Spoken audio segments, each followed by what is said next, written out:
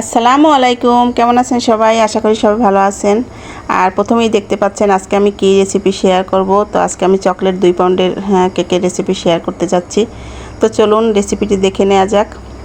তো প্রথমেই আমি একটা এখানে বাটি এবং একটা ছাঁকনি নিয়ে নিয়েছি। তো এখানে আমি হাফ কাপ ময়দা দিয়েছি প্রথমে, আর সেখান থেকে আমি 1 টিস্পুনের মতো ময়দা সরিয়ে নিয়েছি। তো দুইবারই আমি হাফ কাপ করে দিব, আর এরকম 1 টিস্পুন একদম উঁচু উঁচু করে সরিয়ে নিব। আর এরকম 1 টিস্পুন সরিয়ে নিয়ে দুইবারে 1 টিস্পুন মানে 5 মিলির মতো তো ওখানে সরিয়ে নিয়েছি। তারপরে আবার আমি কোকো পাউডার অ্যাড করে দিয়েছি সেম পরিমাণ। তো আপনারা বুঝতে পারছেন নিশ্চয়ই। আর 5 মিলি করে দুইবার আমি বেকিং পাউডার দিয়ে দিয়েছি। আর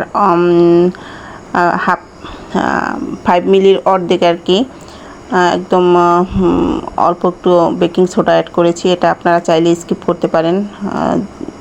আর বেকিং সোডাটা যদি আপনি অ্যাড করেন তাহলে অবশ্যই আপনাকে কেকের মধ্যে ভিনেগার অ্যাড করতে হবে ব্যাটারের মধ্যে। আর অনেকে বেকিং সোডা দেয় না, তো আমি একটু দিয়ে দিলাম, এটা অনেকে না দিলেও হবে।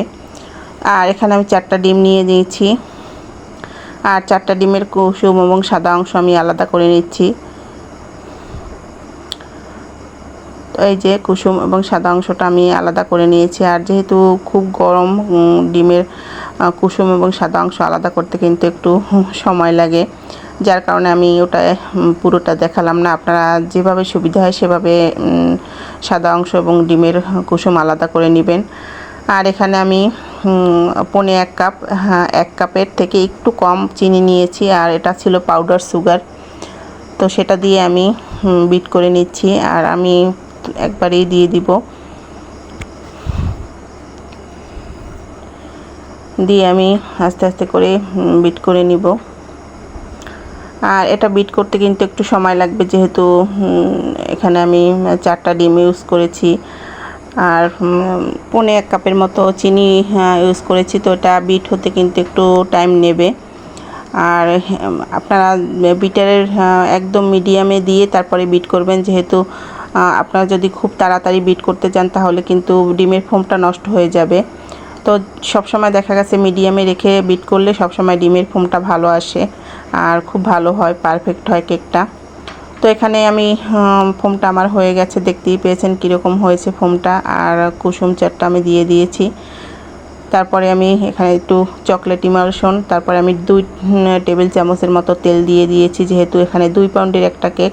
তো এখানে আমি 2 টেবিল চামচ তেল দিয়ে দিয়েছি। আর আমি একটু ভিনেগার অ্যাড করে দিলাম, যেহেতু আমি এখানে বেকিং সোডা ইউজ করেছি। তো আমি যেভাবে কেক রেডি করি বাসায়, আমি কিন্তু পারফেক্ট একদম সেরকম আপনাদেরকে দেখানোর চেষ্টা করেছি। আর এই রেসিপিতে আমি কখনো ফেল হয়নি, বা আমার কেক কখনো খারাপ হয়নি। আপনারাও ট্রাই করে দেখবেন, যখন যদি খারাপ হয় তাহলে আমাকে কমেন্ট করে অবশ্যই জানাবেন, আর পারফেক্ট হলেও সেটা কমেন্ট করে জানাবেন। যদি কোনো রকম কোনো সমস্যা হয় সেটা অবশ্যই আপনাদের মিক্সিংয়ে কোনো হয়তো সমস্যা হবে, অথবা হয়েছে এরকম কিছু হতে পারে। কিন্তু আমি যেভাবে দেখাচ্ছি এভাবে যদি আপনারা কেক তৈরি করেন বাসায়, তাহলে কিন্তু কখনোই খারাপ হবে না, ইনশাল্লাহ সবসময় পারফেক্ট হবে। আমার কেক কখনোই খারাপ হয়নি এভাবে রেডি করার পরে। তো এই যে তারপরে আমি দুইবারে শুকনো উপকরণটা দিয়ে দিচ্ছি। আর আমি কিন্তু এক পাশে ঘুরিয়ে ঘুরিয়ে কিন্তু মিক্সিংটা করছি, আমি কিন্তু খুব তাড়াহুড়ো করে করছি না। তো এই পর্যায়ে আপনারা চাইলে একটু দুধ অ্যাড করতে পারেন। আমি যেহেতু আমার ব্যাটারটা ঠিক আছে, আমি দুধ অ্যাড করিনি এই কারণে, কারণ ব্যাটারটা এরকমই হবে। দেখা যায় আপনাদের ডিম হয়তো অনেক সময় অনেকের ডিম একটু ছোট হয়, বা এই কারণে কিন্তু ব্যাটার অনেক সময় দেখা যায় ঘন হয়ে যায়। তো সেরকম যদি আপনারা মনে করেন তো একটু 1 টেবিল চামচের মতো দুধ অ্যাড করে দিবেন। তো তারপরে আমি একদম এখানে আমি একটা আমার স্টিলের একটা ডেক্সির মতো পাতিল ওটা নিয়েছি। এটাতে আমার একদম 2 পাউন্ডের কেক পারফেক্ট হয় আর সুন্দর হয়। আর এর থেকে বড় মোল্ডে যদি আমি কেকটা বেক করি তাহলে কেকটা একটু বেশি ফ্ল্যাট হয়ে যাবে। তো এই কারণে আমি এটাতে বেক করলে কেকটা একদম পারফেক্ট হয়, উঁচু যেরকম আমি চাই সেরকমই হয়। আর এই মোল্ডের হাইটটা কিন্তু অনেক বেশি, একদম মোল্ড ভরে যাবে না, কিন্তু আমি যেরকম একটা হাইট চাচ্ছি সেরকম হবে।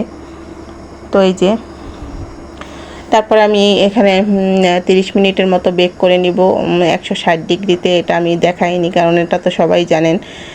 160 ডিগ্রিতে আমি 30 মিনিটের মতো বেক করে নিয়েছি। আপনারা কেকটা হয়ে যাওয়ার পরেও 5 মিনিট একটু বেশি বেক করে নেবেন। তো এই যে দেখেন কেকটা আমার কতটা পারফেক্ট হয়েছে। তো তারপরে আমি কেকটা ঠান্ডা করে আপনাদের স্লাইস করে দেখাচ্ছি।